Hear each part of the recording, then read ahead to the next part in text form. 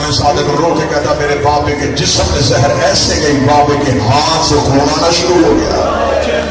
بابے کے پاؤں کے تلے پھٹ گئے، بابے کی آنکھوں سے لہو شروع ہو گیا، روتے ہوئے باقر کو لے کے امام گھر آئے، امام نے بستر بنایا، جناب جعفر صادق نے روتے روتے اپنا سر بابے کے سینے پر رکھا، جناب باقر کی آواز جعفر کیوں رو رہا ہے؟ رو کے کہا بابا زہر کی شدت میں آ رہا ہے، میں کوشش کر رہا ہوں، اولاد ہوتی ہے باپ کے لیے ٹھنڈک ہے، میں کوشش کر رہا ہوں میں اپنا سر تیرے سینے پہ رکھوں تاکہ میرے سر کی وجہ سے تجھے سکون آئے۔ اتنا چمڑا کہنا تھا جناب باقر چل رہے طرف کے اٹھے جناب صادق کی مدد بابا زہر کی شدت زیادہ ہو گئی، رو کی آواز تم نے بیٹے ہو کے میرے سینے پہ سر رکھا، اور مجھے یاد آ گئی میری پھوپھی سکینہ جس نے قاسم محرم کو میرے دادے حسین کے سینے پہ سر رکھا، اٹھانے والا قاتل تھا۔ اتنا چمڑا کہنا تھا امام کی آنکھوں کی آنسو دیکھ ہوئے تین بیٹیاں دوڑ کے باپ لے آئے، پانچوں بیٹے اتنے بات جعفر صادق کی آواز فاطمہ جمعیت قانون اللہ ہے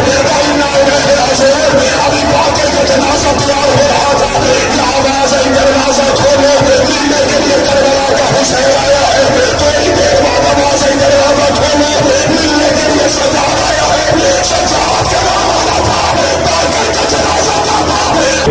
صلی اللہ علیہ خاتم